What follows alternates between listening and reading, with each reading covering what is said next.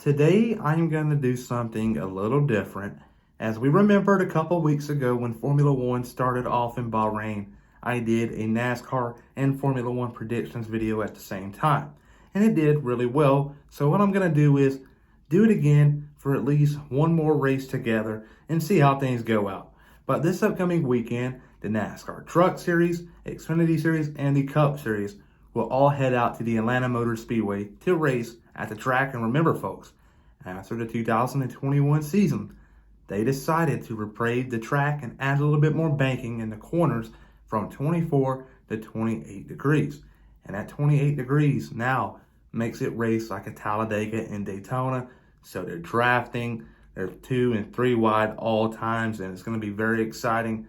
I'm very much looking forward to it. And we can also see an upset winner from all 3 series.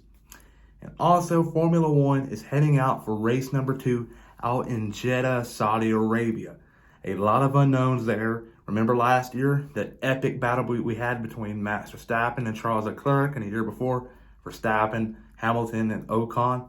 It was very exciting. And today, I'm going to give y'all my predictions on how all of them races are going to play out. But to be more exact, I'm going to go into detail for the Cup race and the Formula One race and get a little bit brief on the trucks and Xfinity side of things. But Pick 5 contest is in use as always for the Cup Series race. So get your picks below. On to the intro we go.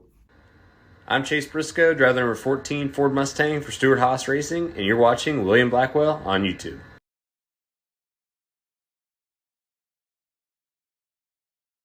Before I give y'all my predictions for the Formula One Saudi Arabian Grand Prix and the NASCAR Cup Series race at Atlanta, I'm going to give y'all my predictions on the Truck Series and the Xfinity Series. We're going to start with trucks. I believe Stewart Friesen is going to turn his season around by winning this Saturday's Atlanta truck race. I believe the rough start he's having to the 2023 season, he's just entering each weekend, having to chase down and grab stage points, which is something he has to do. Don't get me wrong, but he shouldn't have to be in this situation. But he is in this situation because of bad efforts in Daytona and Las Vegas. But I believe this weekend he's going to have a chip on his shoulder and he's going to go out there to Atlanta and win the truck race. But on the Xfinity side of things, I believe it's pretty much an alley-oop slam dunk with Austin Hill from Richard Childress Racing. I believe he is just so darn good at plate racing. He knows how to ride up front. He knows how to make his blocks without getting wrecked. And that is something a lot of drivers struggle with because they cannot time it up well. But Austin Hill can. And I believe that's going to be the reason why he goes to victory lane this Saturday evening at the Atlanta Motor Speedway. But there you go. Stewart Friesen and Austin Hill. But now on to the Formula One Saudi Arabian Grand Prix predictions. We're going to head out to Saudi Arabia this Sunday for the 3rd time in Formula One history to race in Jeddah. The last 2 times out we've seen an epic battle between many drivers. In 2022, we saw Max Verstappen battling Charles Leclerc, and we saw the Alpine drivers come back and forth. Exciting racing there. Back in 2021, we saw the Verstappen, Hamilton, and Ocon situation with all them safety car restarts. And then at the end, we saw Valtteri Bottas and Esteban Ocon race each other to the line for the final spot on the podium, which Valtteri Bottas ended up with. But saying that, I believe it's going to be another exciting weekend in Saudi Arabia. But I believe with the track being so darn quick and twisty and high-speed corners, I believe it is going to favor the Aston Martin over the Red Bull. And a lot of people may find that kind of surprising because how quick Red Bull was out in Bahrain. But here's my full opinion about this matter. Bahrain is not the best track to look at when it comes to whether or not a team is going to be good at every race this season. I believe Barcelona was the track that was good for that. It was actually showing who was really good. Just look at last year in 2022, the testing sessions there. We saw Lando Norris and the McLarens quick. But I went to Bahrain, they struggled. I'm just telling you, Bahrain's not the best track to do testing, and you really can't see who's really the best car. And I may be very wrong with the Aston Martin, but just looking at the sector times in Bahrain, I believe Fernando Alonso is going to go out to Saudi Arabia and collect another win to his resume. And I believe he's going to make himself a true contender for the world title this year in an Aston Martin. Who would have thought about that after he retired from McLaren a couple of years ago? I sure didn't. I didn't think he had it in him to come back and race at the age he's at right now, 41 years old, to go for a world title against Max Verstappen. I think he's going to make himself a true contender by winning, but there you go. Alonso winning the Saudi Arabian Grand Prix. Second place, Max Verstappen. If he does not win the Grand Prix this year, it's going to definitely be in second place. He's not going to finish too far down the order, but Verstappen in second place. Third place is going to be Sergio Perez. The same exact podium as it was in Bahrain, but in a different order. But there you go. Alonso, Verstappen, and Perez. And in the final two spots in my top five are going to be Charles Leclerc for Ferrari and Carlos Sainz in the 55. And my dark horse is going to be Logan Sargent. I like what he's doing. In Bahrain, don't get me wrong, the Williams car is not quick at all. But down the straightaways, they are. And that's where they make up the most ground. But they cannot compete in the corners because they just struggle there. Their aerodynamics are not there. But they will get there with James Vowell as their team principal. He's going to crack down to the bottom of it and make them a contender in the midfield once again.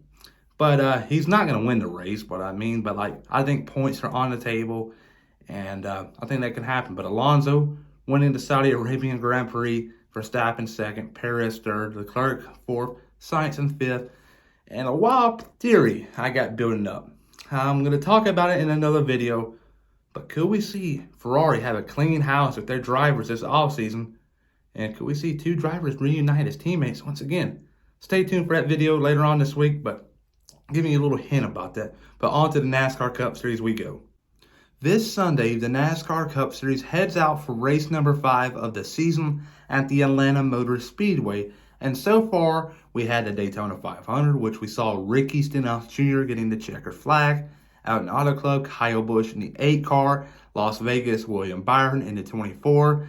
And William Byron backed it up with another win out in Phoenix. And what do all 4 of them race wins include, or have in common more so? A Chevy as the manufacturer. And does the trend continue with a Chevy going to victory lane? I believe not. I believe that's all going to come to an end this weekend. And I believe a Toyota will go to victory lane.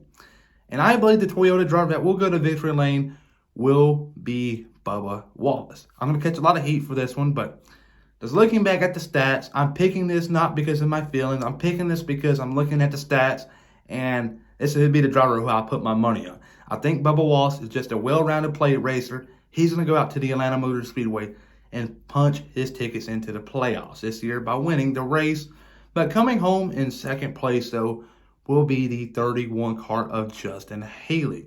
Justin Haley is a phenomenal plate racer. He's won many times in the Xfinity Series, and he's been really competitive in the Truck Series. And he also won the Summer Daytona race in the Cup Series back in 2019, many years ago, for Spire Motorsports in the 77 car, which is struggling right now with Ty Dillon. But there you go. Justin Haley in second place. Third place, though, will be Martin Truex Jr. I believe if Wallace is going to go to victory lane, it's not going to be because of him being aggressive. It's going to be because of a pusher. And that pusher is going to be Martin Truex Jr.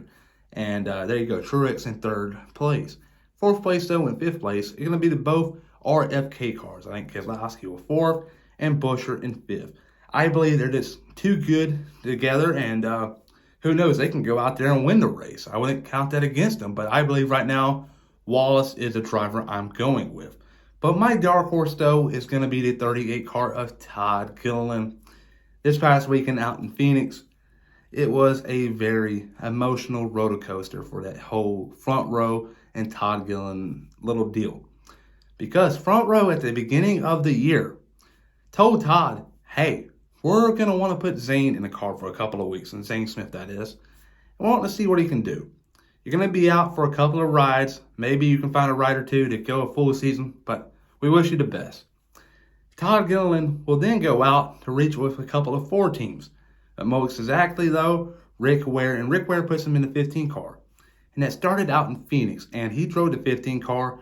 And he outperformed the 38 car for most of the race. But the 38 car of Zane Smith ended up having the higher finish. But, though, I think Zane Smith looked at this matchup here. I wasn't really too involved in it, but Todd Gilliland was. I get my words straight up here. He felt like he had to prove something, and I believe he did in lesser equipment. And I think front row pretty much got the point across. And I believe it's going to be an interesting weekend. And I can very well see him, if he were to be put in a position where he's either having to help out his teammate McDowell or play the selfish role and go for the win, he's going to go for the win. Because he said, hell with this team because they went against him and they cut him out for a couple of races, which is not right. So if Gilliland's put in that position at the end of the race where it's either help a teammate or go win, he's going to go win the race. Mark my words. But there you go. Bubba Wallace, Justin Haley, Martin Truex Jr., Brad Keselowski, Chris Buescher, and my dark horse Todd Gilliland. As of now, the weather for all of the races this weekend looks phenomenal. But it's going to be cold for the NASCAR side of things. And Formula One is going to be a little breezy, 80 degrees at night. I don't know, the wind may pick up here and there, but it's going to be a good weekend for weather and racing. So everybody, though, remember to please like and subscribe and comment down below your top 5 drivers for the Cup race to be entered in this Sunday's Pick 5 contest. And also go check out my man Winning Bets and Righteous Redneck. Righteous Redneck has been doing the Pick 5 contest for many years now. He battled brain cancer and he defeated it like a champ.